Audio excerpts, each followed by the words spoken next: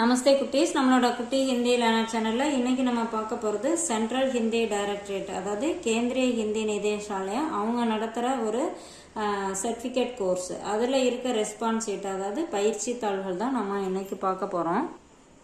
இதில் பாருங்கள், இந்த ஃபர்ஸ்ட் புக்லெட்டில் வந்து 4 பயிற்சி தாள்கள் வந்து கொடுத்துருக்காங்க. இதில் வந்து நம்ம இன்றைக்கி ஃபஸ்ட்டு இதை மட்டும் பார்க்கலாம், ஃபஸ்ட்டு பார்ட் வந்து பார்க்கலாம். ஓகே, இப்போ அந்த பயிற்சி தாள் 1ல் வந்து பார்த்தீங்கன்னா, அதில் வந்து முதல் பயிற்சி வந்து பார்த்தீங்கன்னா, என்ன லெட்டர் கொடுத்துருக்காங்களோ, கீழ்காணும் எழுத்துக்களை சீரான வடிவிலும் அமைப்பிலும் எழுதுக.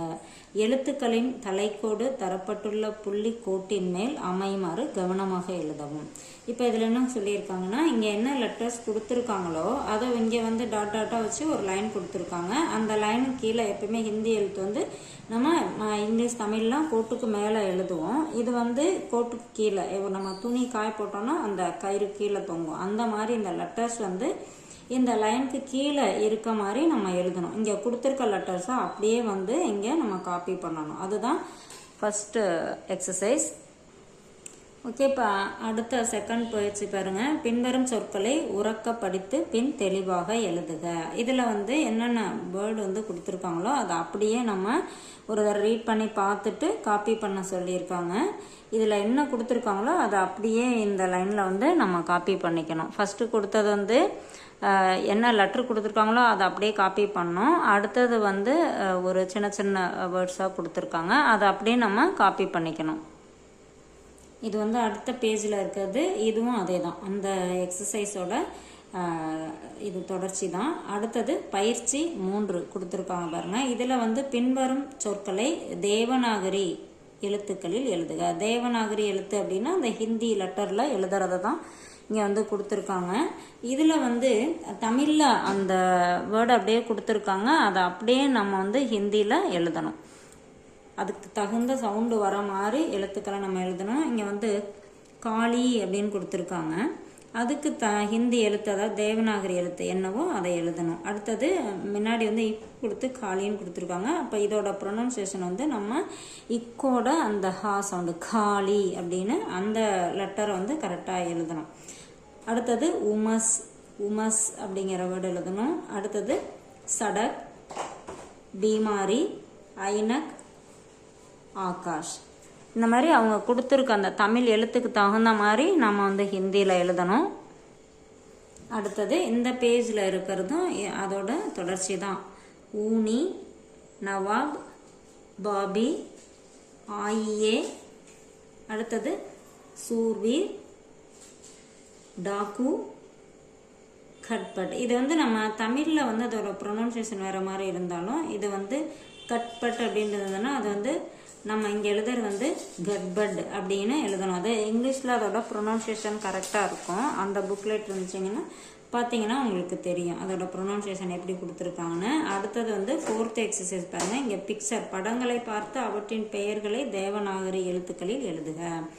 தேவநாகரி எழுத்துனா அந்த ஹிந்தியில் எழுதுறது தான் கொடுத்துருக்காங்க. இதோட மீனிங் வந்து எழுதணும். இப்போ கிசான், இப்போ இது வந்து விவசாயி, ஃபார்மர் அப்படின்னா இங்கே வந்து அதுக்கு ஹிந்தியில் கிசான். அதே மாதிரி நம்ம கண்ணாடி, மூக்கு கண்ணாடி சொல்கிறோம் இல்லையா, அது வந்து சஷ்மா.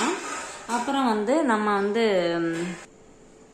அடுத்தது துடைப்பம், அதுக்கு வந்து ஜாடு. மூக்குக்கு வந்து நம்ம ஹிந்தியில் நாக் அப்படின்னு சொல்லுவோம். அடுத்தது கார், கார் தான். அடுத்தது மாம்பழத்துக்கு வந்து ஆம். அப்படியே நம்ம அதோட ஹிந்தியோட அந்த மீனிங் அப்படியே தூக்கி இங்கே எழுதிடணும். அடுத்தது 5th எக்ஸசைஸ் பார்த்தீங்கன்னா, பின்வரும் தமிழ் சொற்களுக்கு இணையான இந்தி சொற்களை தேவநாகரி எழுத்துக்களில் எழுதவும். அதாவது இப்போ இங்கே வந்து நம்ம பிக்சர் கொடுத்து அது ஹிந்தியில் எழுதணும், இங்கே வந்து நம்ம தமிழில் கொடுக்குறாங்க, அதை அப்படியே நம்ம ஹிந்தியில் எழுதணும். இப்போ சாலை, ரோடு சொல்கிறோம் இல்லையா, அதுக்கு வந்து ஹிந்தியில் சடக். எங்களுடைய அப்படிங்கிறதுக்கு ஹமாரா. கார் அப்படின்னா கார் தான். அடுத்தது யார் அப்படிங்கிறதுக்கு ஹிந்தியில் கவுன். பெயர் அப்படின்னா நாம். மாதுளம்பழம் அனார். இதை அப்படியே தமிழில் கொடுத்துருக்கிறத நம்ம டிரான்ஸ்லேட் பண்ணி எழுதணும். அடுத்த பேஜில் பாருங்கள், அதுலேயும் அப்படி தான் நம்ம தமிழில் இருக்குது, அதோட தொடர்ச்சி தான். கம்பளி, அதுக்கு வந்து ஊன். எப்படி அப்படிங்கிறதுக்கு கைசே. அறை, அதாவது ரூம் சொல்கிறோம் இல்லையா, அதுக்கு வந்து கம்ரா. புதர், ஜாடி. பெரிய, படா, நகரம் சஹர். இப்போ அடுத்து பார்த்தீங்கன்னா 6th எக்ஸசைஸ், கீழ்காணும் வாக்கியங்களை படித்து சரி அல்லது தவறு என குறிப்பிடுக. இதில் எது சரி தவறுன்னு நோட் பண்ண சொல்கிறாங்க. True R falls. First one பாருங்கள். ஈ என்னும் உயிரெழுத்தின் உயிரொலி குறியீடு மெய்யெழுத்துக்களின் இடது பக்கத்தில் இணைக்கப்படுகிறது. இப்போ இந்த லெட்டர் வந்து நம்ம மெய்யெழுத்து எழுதும் போது இப்போது இந்த கா போடுறோம் அப்படின்னா கா போட்டுட்டு ஈ மாத்திராவுக்கு வந்து நம்ம எந்த பக்கம், இடது பக்கம்னா நம்ம சைடு தான் அந்த குறி போடுவோம். ஈ நெடில் வரும்போது தான் நம்ம வந்து வலது பக்கம் போடுவோம். ஸோ அவங்க கொடுத்துருக்க அந்த கூற்று வந்து சரி. அடுத்தது, ஆவை தவிர ஏனைய உயிரெழுத்துக்கள் அனைத்திற்கும் உயிரொலி குறியீடுகள் அதாவது மாத்திரா உள்ளன. இப்போ ஆவுக்கு மட்டும்தான் கிடையாது. ஆனால் இப்போ க அப்படின்னா இக்கோட ஆ சேரும்போது க அப்படி தான் வரும். அதில் எந்த குறியீடும் நம்ம போட மாட்டோம். இந்த ஆவை தவிர இது எல்லா எழுத்துக்கும் அந்த குறியீடு இருக்கு அப்படிங்கிறாங்க. இதுவும் சரிதான். அடுத்தது தேர்ட் ஒன் பாருங்க. ஆ எனும் உயிரெழுத்திற்கு உயிரொலி குறியீடு இல்லை. அப்போ இது தவறு. இங்கே மேலே பார்த்தோம், ஆவை தவிர மீது எல்லா எழுத்துக்குமே அந்த குறியீடு இருக்கு அப்படின்னு சொல்லி சொன்னோம். இங்கே வந்து ஆவுக்கு இல்லை அப்படின்னு கொடுத்துருக்கனால இது வந்து தவறு. அடுத்தது, ரா எனும் மெய்யெழுத்தின் அடிப்பகுதியில் உ மற்றும் ஊ உயிரொலி குறியீடுகள் இணைக்கப்படுகின்றன. அதாவது இதில் என்ன பண்ணுறோம், இந்த ரா போடும்போது ரா போட்டு இவங்க எப்படி சொல்லியிருக்காங்கன்னா இந்த ராவில் கீழே வந்து இப்படி சுழிப்போம், ஊக்கு வந்து இப்படியும் ஊக்கு வந்து இந்த பக்கமும் சுழிப்போம் அப்படின்னு சொல்லியிருக்காங்க. ஆனால் நம்ம அப்படி சுழிக்க மாட்டோம். ரா போட்டுட்டு இப்படி சென்டரில் தான் இப்படி சுழிப்போம் இல்லையா, சென்டரில் தான் அந்த குறி போடுவோம். ஸோ இது வந்து தவறு.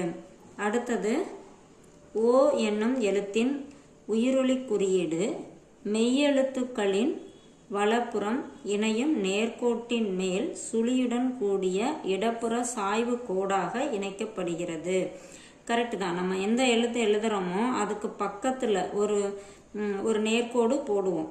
ஓ போடும்போது அந்த நேர்கோட்டுக்கு மேலே தான் சுழியோட ஒரு சாய்வு கோடு வந்து போடுவோம். அப்போ இதுவும் சரி. அடுத்தது 6th ஒன் பாருங்க.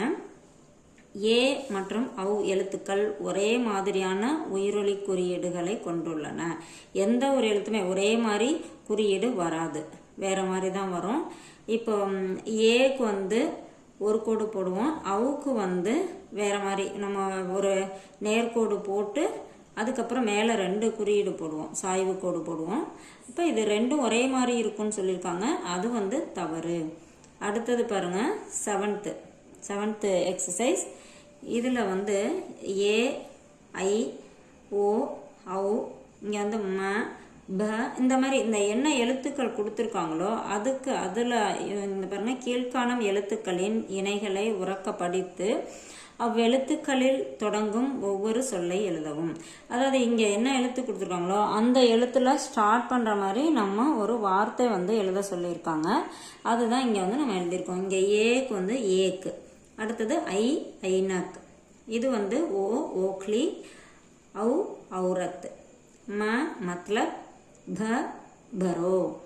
அடுத்தது வக்கு வந்து வ, பக்கு வந்து பஸ். அடுத்தது ட, டர், ஈக்கு வந்து இனாம். அடுத்தது ச, சடக். அடுத்தது இந்த ஷக்கு வந்து ஷராப். அடுத்தது க, களம். இந்த கவுக்கு வந்து கத். அடுத்தது ஆக்கு வந்து அனார், ஆ, ஆம். இ, இமாரத், ஈ, ஈமான்தார். அடுத்தது ஹ, ஹவா. அடுத்தது ட வந்து டாகர்.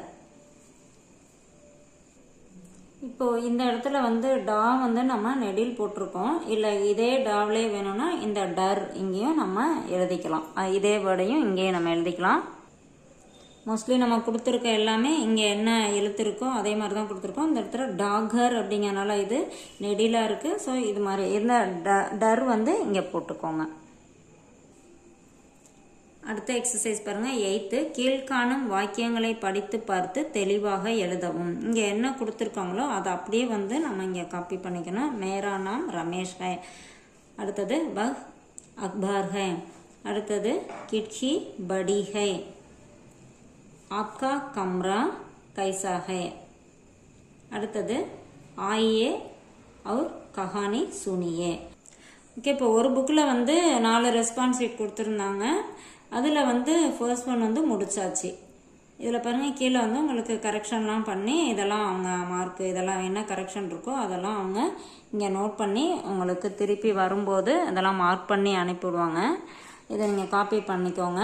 அடுத்த வீடியோவில் ரெஸ்பான்ஸ் ஷீட் 2 வந்து நம்ம பார்க்கலாம். தேங்க்யூ.